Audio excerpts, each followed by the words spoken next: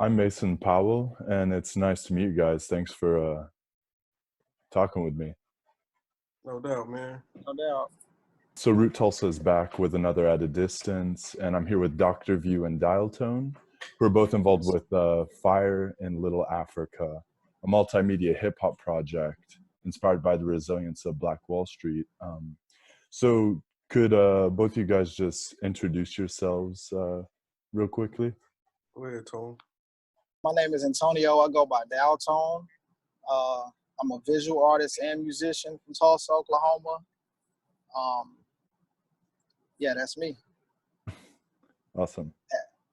I'm Dr. Stevie Johnson, aka Dr. View. I'm a DJ, producer, I'm an educator and community organizer from Longview, Texas. I currently work for the American Song Archives, which houses the Woody Guthrie and the Bob Dylan Center, as well as an executive member of the Fire in Little Africa team, as well as Dialtone. So just happy to be here, man. Yeah, so you guys are both executive producers on the project. Dr. View, you produced a lot of the beats on the tracks, and Tone, you rapped on the project, right? I produced a couple, but we Okay. had like, the actual production team as well. So yeah, we Okay. all got to eat. Yeah. And how did you guys originally get involved with the project? Dr. V, you've been working with, as you said, the American Song Archive and listening to the Fire in Little Africa podcast, which I would recommend to everybody. You're on episode 1, is that correct? Right. Yeah, and you met with Stanton, and it sounds like you got involved with those projects pretty organically. Yeah, absolutely. I was approached by Stanton one day in his office about taking on the role as the manager of education and of diversity outreach for Woody Guthrie and the Bob Dylan Center, which the American Song Archive is housed underneath the George Kaiser Family Foundation.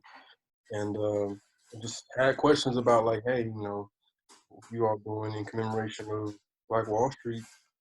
They didn't have anything at the time, so I just proposed a plan where we would develop a podcast, an album, a documentary, and some curriculum development. And they were excited and elated, and we just made it happen. So this was probably last April, and I moved to Tulsa in August, and ever since I came in August, I mean, I've been reaching out to, you know, the likes of Dialtone, Steph Simon, St. Dominic, and others. And, you know, we just rolled up our sleeves, as well as Chris Davis, rolled up our sleeves, and we selected the artists based on not only skill set, but also like who embodies like the values of Black Wall Street, of like it's a we thing and not an I thing. And so we were very intentional about who we selected, and now we're here. Yeah, awesome. And Dialtone, how did you get involved with the project? I imagine View got in contact with you, but how did you come to be involved with all these great artists? Well, it's really just been like relationships through like 10 years of helping with the scene, trying to do music in Tulsa, Oklahoma. So it was really just an organic thing.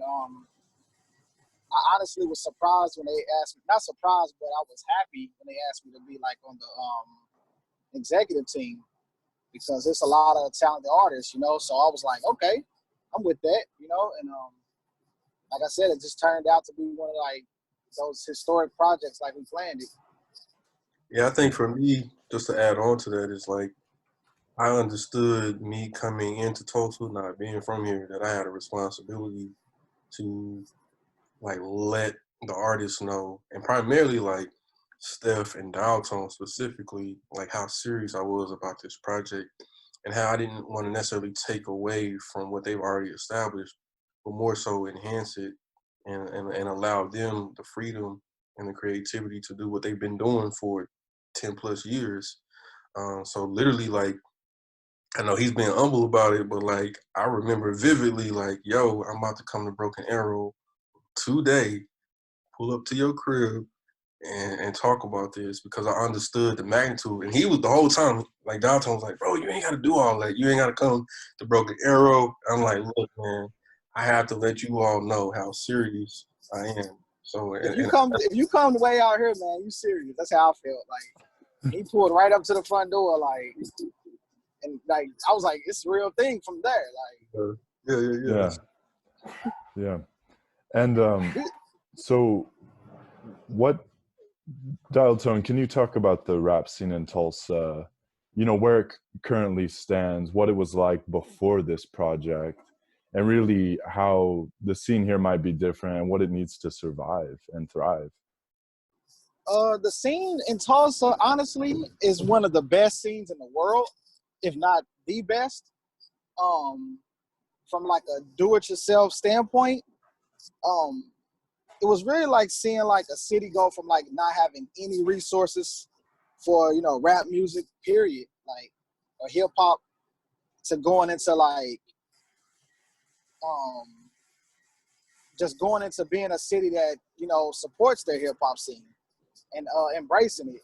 So it was like it felt like it, I mean, it was a long time, but it felt fast how quick everything just transitioned from like night and day. Honestly, what we need to thrive, I feel like, is the musicians or producers or you know, everybody. I feel like once these artists here get some type of success, like monetary success, that's when I feel like what we are rapping about, we'll be able to actually put into the physical realm. Mm-hmm. So that's what I think the scene really, everybody's waiting on. Yeah, and do you have a response to that, because I know you come from Longview, but I get this sense from the podcast that you see a lot of similarities between here and Tulsa. But what's it like coming in as an outsider to Tulsa and seeing what's going on here? Man, I've been in Tulsa for almost 10 months now, and I'll tell anybody, it's crazy. It is crazy. It's the most creative I've ever been, the most independent, the most vocal. Like I've felt the most authentic, the most I've been able to be like transparent and vulnerable about like being a liaison between the community as well as like the organization that I represent as far as American Song Archives. Like that is a difficult job, and sometimes like the values on either side don't align with what I have to do each and every day. So like me navigating that is difficult, and I would argue that if I wasn't in Tulsa, I probably would have lost my mind a long time ago. But the fact that I'm able, like Tulsa reflects the soundtrack of my life, and the things that I experience every day. For me to be able to vent, and to be able to just connect with the music that has been created in Tulsa, as well as just like the state of Oklahoma, like it just shows you like this is where I need to be. Like when I mentioned on the Fire Little Africa podcast that, you know, the similarities between Longview and Tulsa is like it's big country city filled where everybody knows everybody. Like that is real, especially when you're a creator. Like the biggest fans of a creator is the other creators of Tulsa. And so like for us to truly know each other's music, and not even just music, like to have a conversation just on some personal stuff, that's what makes it more sustainable than anything. It's like it's a true like community of folks who just like really want to see everybody win. Like there's really no egos involved. Like it's not as many politics. Like it's just like, yo, like we trying to get to the same place from different perspectives. Like how do we come together and merge that and develop something to where we are the ones developing the infrastructure and not other systems. So. Right. And so what are some of the things that have I guess held back the scene in some ways, because a project like this is such a monumental thing that can bring so many people together. It's really like a breakout, and I like the way you guys describe it as a legacy project. Sure. Mm-hmm. You know, and so I mean, at least for me, it's just been access. It's just been access to resources, and like it's money. Like just to make it plain, it's money. And so when we have been like given the opportunity by the American Song Archives to develop a project of this caliber. That's just something that any artist just would dream to have, a budget to where they can create in a way that speaks to not only their individual like experience, but like it's connected to everybody. So the biggest thing is just like the access, the resource, to make this type of project. And I'm not saying that if they weren't involved, the artists wouldn't still be creating this type of content. Right. But I mean, it definitely expedites the process of us being able to do a lot of things that are sometimes out of our control. That's a great point. Because we didn't got to this point really just off of like job money. Like we've been putting money in that we use from, what we got left over from bills. Like that's all it's been. It's all it is. It's all it has been. And people don't understand like the studio time, the mixing and mastering process, the marketing rollout, like that's all personal stuff that people been using for years. And sometimes like it's a hit or miss. Like sometimes it works, sometimes it don't. And like at certain points, that's why I respect like artists like Tone and Steph, is because like, man, I got an album out right now and I'm tired. Imagine like trying to do this like year after year after year. Like that takes patience. That takes like love of what they actually do. It takes love for their city. Like that's a lot of things that people don't get to unpack. And so like commend them, because like that's taking money out of their pockets, out of their family's pockets. Like people don't talk about the personal dynamics of relationships, how that's involved, the time like being in the studio, being away from family. So like people are really invested in this hip hop scene, have been for a long time, and it's just time. It's just reaping season, in my opinion. Yeah.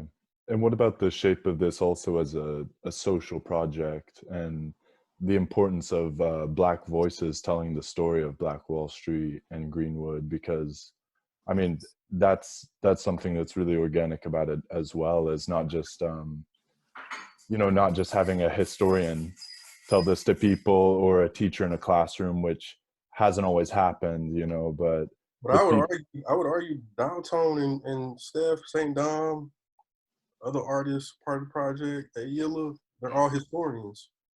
It just I think people like to separate the artist as like something that's outside of an activist or an organizer or anything else. Like these artists embody it all. And the beauty of it is that this is a creator focused project. Like it's ran by creators. It's not corporate minded. We're not censoring these artists. Like this is their true authentic like self and lives. So when you talk about like the legacy of Black Wall Street, like they've either heard about it, they've read about it, they've written about it, they've made music about it. Like or it's like they went to school on Greenwood and didn't hear anything about it. Exactly. So that's what I'm saying. We've lived through all of that. Like it was a time when we just didn't know nothing about it. I used to think it was a fairy tale when I was a kid. Like honestly. Yeah. So it was like just growing up from like your teens to where I'm at now. I went through a lot of phases of, like I said, fairy tale, and then when you find out that it's real, you got that feeling of like, damn, like this is crazy. You know what I'm saying? And then when you get past that feeling, you get to like being proud of it, and you feel, you know what I'm saying, and it carries you to push on, like, because you're working for something that you building on to something, onto a foundation. Right. And I think to add on to that, the social aspect you were mentioning too is like, we understand that like we have a responsibility to tell the story. Like we have to control the narrative, because like America has consistently like shaped like experiences or stories in a way that it's depicting Black folks as like inferior or hyper masculine or like not worthy of being human. Like even today, like we're in a pandemic, they're still killing Black folks on the streets each and every day. And it's like, damn, we can't even be in a pandemic and still be safe. Like it's just crazy. So the fact that this project was done right before the pandemic's like like happened during the pandemic, like as Yeah. it's took off, we was doing yes, it. as it got crazy, like. Can you guys talk about that some more? Because that's really what the series is about. You know, Root Tulsa was set to launch. Like, we were good to go. We were churning out like 2,000 events a month, about to launch our beta site, and then the exact thing happens that prevents people from gathering or leaving their Yeah. house happens. So you guys, what weekend in March were you guys recording? And for those who don't know, you guys were recording for 5 days at the Greenwood Cultural Center. You set up some studios. And then on Saturday, the third day, you set up in the Skyline Mansion, right? And then back to the Greenwood Cultural Center. So what weekend was that? And what was that like, seeing what was going on in the world, but you guys were kind of self-isolating with these musicians and producers? And Yeah. Oh, It you want starts, yeah, it starts off like you don't think it's that serious. Like you think that it's just another like, and then you see how serious it keeps getting. And I was just like, man, I hope they don't shut this down. Like, I hope they don't shut the project down. Mm. And then when I finished, I was like, we got through it, you know, like they didn't shut it down. So it was, man, it was I don't know, like it's just different emotions you go through while trying to be creative and make a project. Like, it's crazy. So we recorded the project March 12th through the 16th. So, funny story, March 11th is the day that the Utah Jazz and the Oklahoma City Thunder were playing in Oklahoma City. And that's when they shut down because Rudy Gobert was found with, COVID-19. And so when I saw that, I was like, yeah, they're going to shut us down. Like, it wasn't even a thought in my mind. I was like, and the fact that we had people coming to Tulsa to witness us create the album. Mhm. So we had representatives from the Grammys and Def Jam Records and all these different freelance publications that were here to not only witness us create the album, but learn about the rich history of Tulsa. And that was the only time throughout this entire process where like I was just anxious, like, man, what's gonna happen? So fortunately enough, like they allowed us to do it. It's probably the last thing GKFF allowed us to do before the pandemic. And yeah, it was just a dope experience. And what's crazy is that a lot of the people who were there, artists as well as people who came to Tulsa, for saying like, hey, that was the last interaction I had. Yeah. Social interaction of like seeing you all creating spaces that don't have studio spaces, like literally making something out of nothing, like reclaiming spaces, like this whole notion of like this is a place that was used to murder and brutalize Black and brown people, and now we're reclaiming the space and creating an album out of it. Like that's liberation. That's going from trauma to victory, in a sense. So like, yeah, it was some dope energy. I think Dialtone was in the Skyline Mansion in the basement the whole time. Like it was just the organicness of being able to see people in the element. Like I think one artist said, man, I feel like a rapper this weekend. Like, and that just goes to like the whole part of like the labor of Dialtone and Steph and others who have really sacrificed themselves. Like when you think of activism, you think of people who are in the streets and like holding up signs.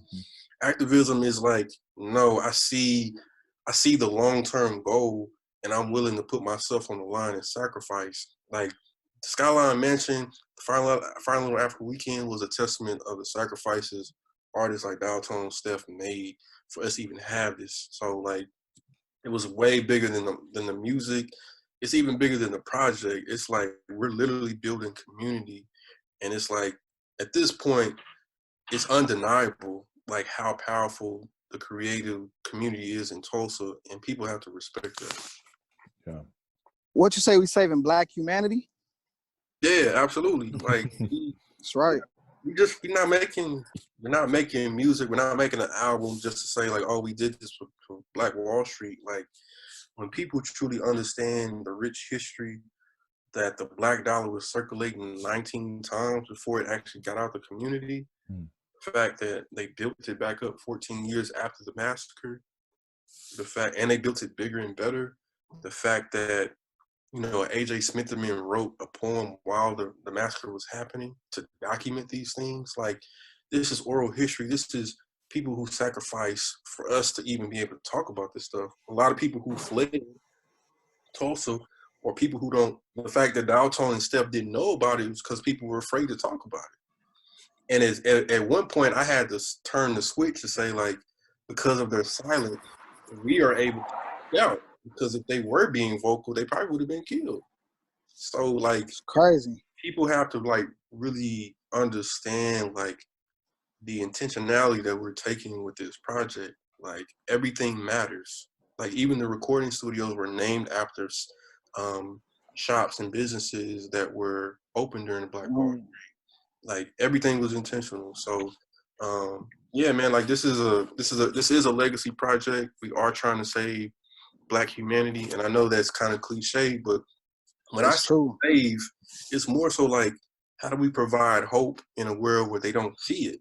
Like, myself, I mean, I live on the north side, and I go to work every day, and I see the dichotomy between, like, both worlds, and it's very, very apparent, like, what's going on. And so, like, for us to use this platform, these resources, this access, to truly pay homage to the ancestors and to listen to the ancestors for this project, it is going to be a legacy project for sure.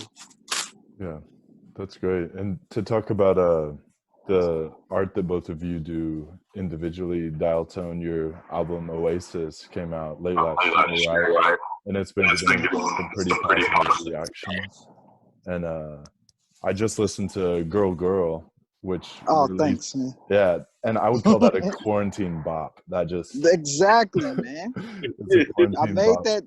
I made that. Couldn't leave the crib, and it was just like, that's the good thing about having creative friends. I'm just sending it to them, like, hey, man, y'all should get on this, you know. And it just came together great. And people like, man, sound like y'all made that, like. And I was like, nah, man, we just sent that back and forth to each other. Yeah. Definitely a quarantine song. and what about No Parking Studios? So you're also involved in visual art and a little collective. Yeah, No Parking Studios is just like a collective of, like, Black artists. It's funny because, like, all four of us have, like, the same background. Like, we grew up, you know, being creative like this, but where we from, it's not really, you know, a cool thing to be, per se. So it was like, man, just knowing each other from growing up in Tulsa, and it was like, it just made sense that all of these, you know, all of us that got together to do this, to be in an art collective, it was like, man, we've been doing this our whole life, you know, like, and it's, man, it just gives people like people that, like I said, in Tulsa that wouldn't normally want to pick up a paintbrush or anything or spray can, or it just like, man, if they could do it, you know what I'm saying, I could. And that's really the only reason I pick it up. Like, even my art itself speaks to, like, friends that I had growing up that ain't here no more. Like, that's all it is. And I mean, it's just a way for artists to be able to express themselves, man. That's it. Yeah. And Dr. View, you have your master's and PhD, and you wrote a dissertation about hip hop and perceptions of Black men in higher education, right? And you came out with an album, Invisible Man, is that correct? And a project called the Space Program. Could you talk about that? Yeah, so the Space Program is a hip hop collective primarily out of Oklahoma City. That's part of our dissertation project. So, I mean, normally when you do research, it's more so just like a research, you compile it, you analyze it, and you move on. And I remember vividly after we finished the album for my dissertation, the collective was like, okay, so what's next? And I was like, I mean, I'm about to go write my dissertation, defend it, and move on. They were like, yeah, we know you're going to do that. Like, what are you going to do with the collective? And that's when we were like, okay, so we want to expand upon this outside of the, you know, higher education. And they said, absolutely. And so that's what we did. And got dissertation of the year off of a hip hop album. So, which is, you know, unheard of. Mm-hmm. History.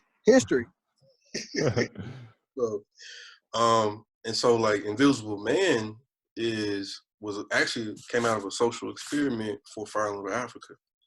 So I really just wanted to see how people worked in the studio before we got ready to record the 5 days at the Greenwood Cultural Center and Skyline Mansion. And so I just had some beats that I had created. I liked them a lot. And I just started similar going to Broken Arrow and talking to Dialtone. I was like, hey, man, record, hey, well, you want to be on it? And we recorded the album in 2 days. Shout out to Jack Spade. And yeah, like it's coming out. But like, when I get back to like the soundtrack is everything that we're making is about like, it's not just some fluff stuff. Like we making some stuff that's like actually needed in the world today. Like what is this? Like I've been posing the question, what is the soundtrack of the Black Lives Matter movement? And I'm going to say it's Tulsa, Oklahoma. Like we're making that type of music. When you hear an Oasis, when you hear a Born on Black Wall Street, and you hear even Invisible Man that's coming out next week, like we're talking about these social issues that we see people venting about on social media. And it's like, there's never been a time in history where a soundtrack hasn't emulated the times. When people think of Spike Lee and his movies, each one of them has a dope soundtrack connected to it. That's just how like pop culture works. And so I think we're definitely making that type of music. And as far as Invisible Man, I mean, it's very prevalent. You think of Ralph Ellison, who's from Oklahoma City, who wrote one of the best books of all time, and you connect it to hip hop of Oklahoma. It's all Oklahoma artists. Like you can't deny that. Like we're the only artists that I know that are connecting the literacy to hip hop. Like we're connecting literature. Like we're gonna And have, thank you for that. You? we're gonna have kids like, okay, so Ralph Ellison, who was that? Like Invisible Man, that's a book. Oh, I'm gonna go read that after hearing this album. Like I'm definitely gonna check that out. Like we're doing things that most people will never be able to do. And that's not. Well, No, I just, I don't mean to cut you off, but like in Tulsa, I mean, I don't think Tulsa realizes that like artists that they have here is really like, we're not even playing the same industry game that the rap game is playing. You know, like we're not chasing, these whatever they, accolade. We are really in our own world. That's why I even made the album called Oasis, because it was like everything around us was barren, and it was like, man, every time I would go out of town and come back, it was just like, man, look what we got here, like musically. I'm not even talking about like, I ain't talking about attractions. I'm talking about musically. Like, man, people just don't understand. Like, if they knew what was out there, they would understand how rich of the, music that we have here. And working with like older people, that were kids, when in like the 60s and 50s, they not surprised, they like, it's always been like that. Like Tulsa was a stop on every tour. Like, that's just, I don't know, we walking in it.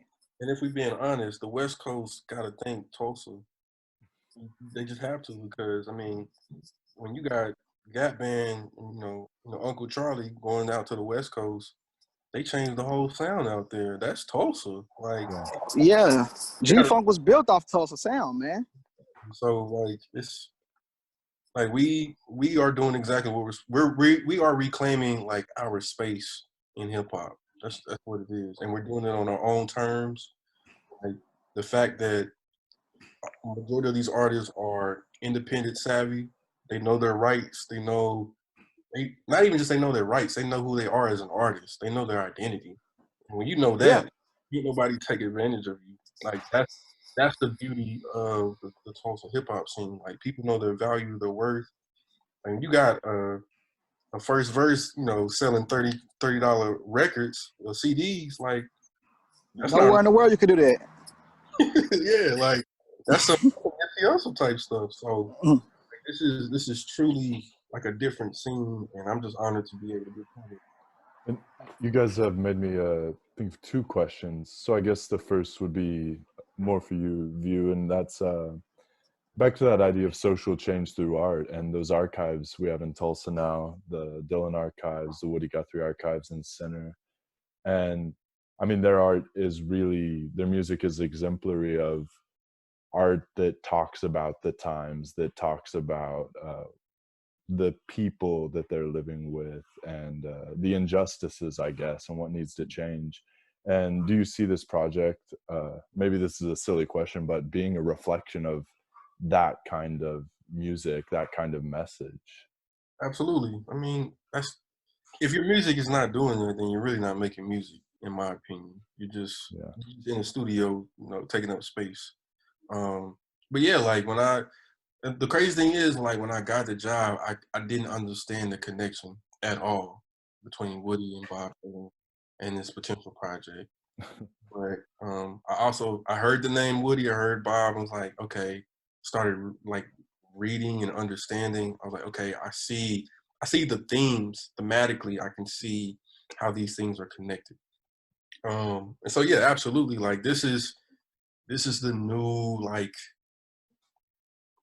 post civil rights music of our time. It's going to be nostalgic. It's going to be timeless. Like it's going to be something where, regardless of whenever, like you're going to be able to play this. Be like, I got the same feeling that I got when I first heard it.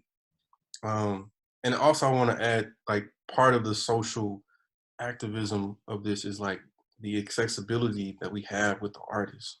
Like a lot of times when you are interested in interviewing an artist, you have to approach somebody else or 5 different people to get to this one person. And it's like, no, like we're gonna pull up on you, or like, yo, Matt, like we good. Like let's do this interview. Like we want to understand. We want you all to understand how important the work, the art that we're doing, like means to us, and how we want it to be reflective of our world. Like the world is going to shit right now, and we're still trying to make music to where we say like, yo, we are here. Like, hello, like we're over here on the north side. Like, hey, look at us. Like we here. Like we're doing this type of stuff. Like just listen to what we have to say. And we're going to critique the systems, but we're also going to give strategies of how like we all need to come together and make this a better society for everybody.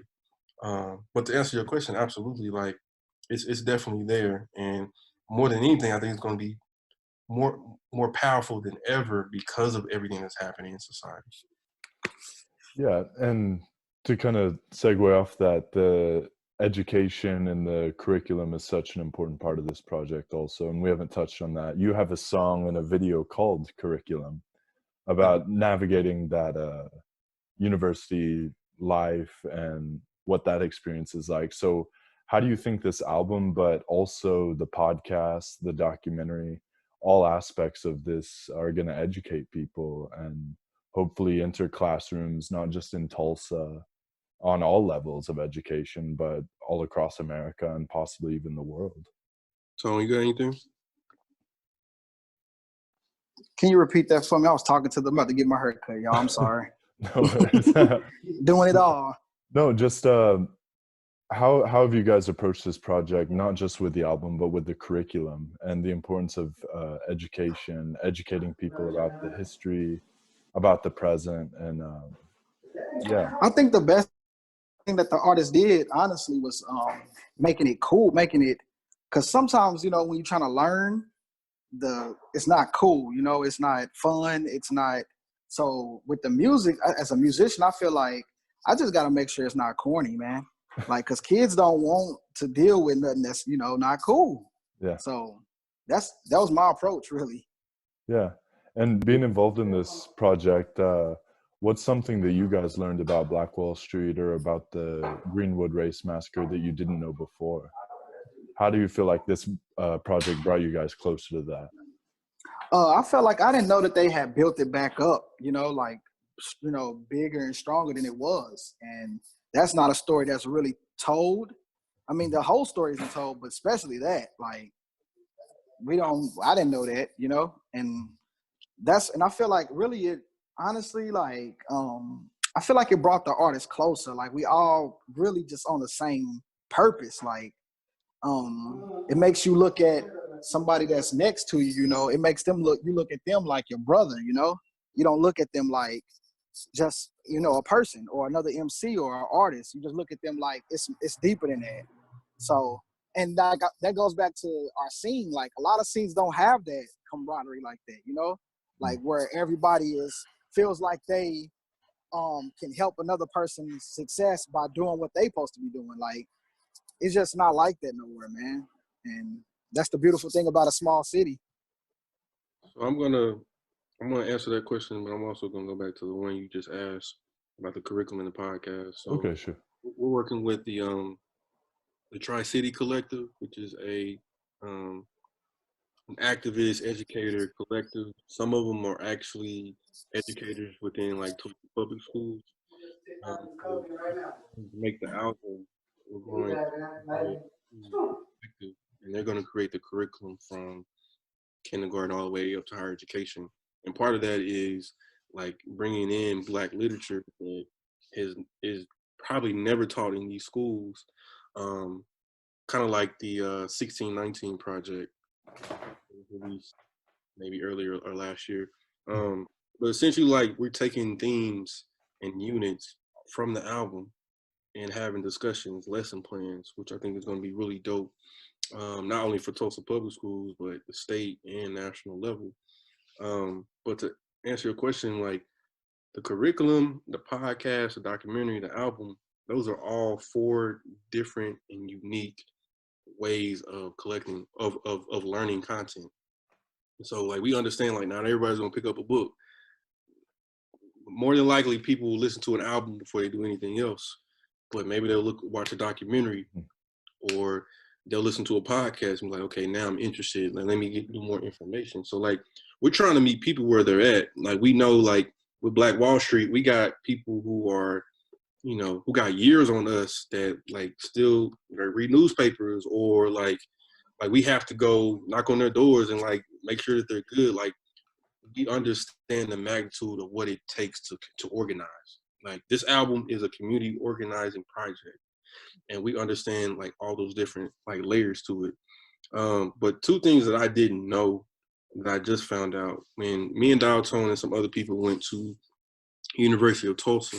They have a special collections over the massacre that they've been collecting since 1989, since I was like the year I was born. And one thing that I didn't know was that like there's actual evidence that Sarah Page and Dick Rowland were actually in a relationship, and they actually fled Tulsa and went to San Francisco, and I believe got married. So like those are different elements that I wasn't aware of. I wasn't aware that, you know, there's a Dr. Jackson who was well known in the community. Black and white people went to go see him. He's protecting his family, his home, while the massacre is happening. He runs out of ammunition, he surrenders, and then they shoot him, and then they make him walk from his house to downtown while he's dead. So like that just shows me like how they didn't value our lives at that point. So, but just like to know these actual stories exist that haven't been discussed, like really just like made me more aware and conscious of not only what happened, but also the responsibility that we have to tell this story from so many different perspectives. Because everybody gets the elevator like scenario, but nobody talks about like the other different elements of that process too. So.